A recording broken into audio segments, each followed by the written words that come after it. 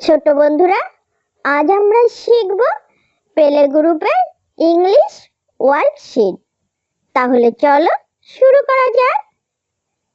Number 1, write the capital letters A to Z, অর্থাৎ ইংরাজি বড় হাতের লেখা A থেকে Z পর্যন্ত লিখতে হবে। তাহলে আমরা প্রথমে লিখব A, তারপর B, C, D, E, F, G, H, I, J, K, L, M, N, O, P, Q, R, S, T, U, V, W, X, Y, Z। তাহলে আমরা এখানে লিখলাম A থেকে Z পর্যন্ত ইংরাজি বড় হাতের অক্ষর বা letters. Number 2, arranging irrelevant letters, অর্থাৎ এলোমেলো বর্ণগুলি সাজিয়ে লেখো। তাহলে এখানে দেখো দেওয়া আছে A, B, E, F, C, D, G, I, J, H। তাহলে এখানে কিন্তু বর্ণগুলো এলোমেলো ভাবে দেওয়া আছে, আমরা এগুলোকে সাজিয়ে লিখব। তাহলে আমরা সর্বপ্রথম কি লিখব? সর্বপ্রথম লিখব A। এখানে আমরা দিব A, এর পর B, আমরা এখানে দিব B, B এর পর C,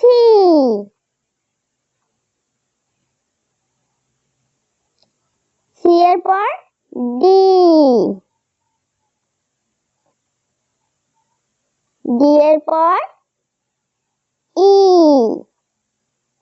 এখানে E লিখব, E, E এর পর F, এখানে লিখব F, তারপর G, এখানে লিখব G, G এর পর H, এখানে লিখব H, H এর পর I, এখানে লিখব I, I এর পর J, এখানে লিখব J। এবার দেখো আমাদের এই বর্ণগুলো কিন্তু সাজিয়ে লেখা হয়ে গেল, তাই না?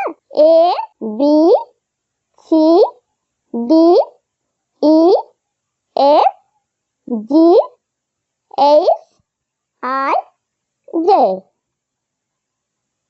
এরপর number 3, fill in the gaps, অর্থাৎ এই শূন্য স্থানে পরের লেটার্স বসাতে হবে।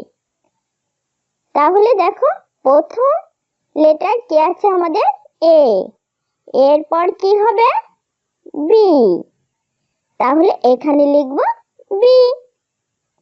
এরপরে কি আছে M, M এর পর কি হয় M, N, তাহলে এখানে লিখব N। তারপরে দেওয়া আছে এইচ। এইচ এর পর কি হবে? এইচ এর পরে হবে আই। এখানে লিখব আই, আই। তারপর আছে কে। কে এর পর কি হবে? এল। তারপর আছে সি। সি এর পর কি হবে? ডি। তাহলে দেখো এখানে আমাদের fill in the gaps হয়ে গেল। A B, M N, H I, K L, C D. তারপর number 4, write your name in English, অর্থাৎ তোমার নাম লেখো ইংলিশে। তাহলে এখানে তোমরা তোমাদের নাম ইংরেজিতে লিখে দিবে, ঠিক আছে? যেমন আমি আমার নামটা লিখে দেখাই। আমার নাম নাজমা, এ A Z M A, Nazma. এরকম করে তোমরা তোমাদের নামটা এখানে লিখে দিবে, ঠিক আছে? এরপর নাম্বার 5, হ্যান্ড রাইটিং, অর্থাৎ এখানে যে বর্ণগুলো বা লেটারগুলো দেওয়া আছে এগুলো তোমরা দেখে দেখে সুন্দর করে লিখে দিবে, ঠিক আছে? যেমন এখানে আছে পি, এখানেও তোমরা পি লিখে দিবে, পি। এখানে আছে কিউ, এখানেও কিউ। এখানে আছে আর, এখানেও আর লিখবে। এখানে আছে এস, এখানে এস লিখবে। এখানে আছে টি, এখানে টি লিখবে। এখানে আছে এ, এখানে এ লিখবে। এখানে আছে এল, এখানে এল লিখবে। এখানে এম, এখানেও এম লিখবে। এখানে এন, এখানে এন লিখবে। এখানে আছে ও, এখানে ও লিখে দিবে, ঠিক আছে বন্ধুরা? এখানে যেটা যেভাবে আছে ঠিক সেভাবেই তোমরা দেখে দেখে সুন্দর করে সেই লেটারগুলো লিখে দিবে। হ্যাঁ, যার লেখা যত সুন্দর হবে সে কিন্তু নাম্বার তত বেশি পাবে, ঠিক আছে বন্ধুরা? এরপর দেখো নাম্বার 6। নাম্বার 6 এ কি বলছে? Answer the following question any 5, অর্থাৎ এখান থেকে 5টি প্রশ্নের উত্তর দিতে হবে। যেমন দেখো number A, tell rains, rain rain. এখানে বলছে তোমাদের মুখে মুখে বলতে হবে রেইন রেইন কবিতা, তাই না? এখন এখানে আছে রেইন রেইন, তোমরা তোমাদের বইতে তোমাদের সিলেবাসে যেটা আছে তোমরা সেটা লিখে দিবে। নাম্বার বি, বিতে বলছে টেল এ টু জেড ইন মাউথ, অর্থাৎ মুখে মুখে তোমাদের বলতে হবে এ থেকে জেড পর্যন্ত, ঠিক আছে?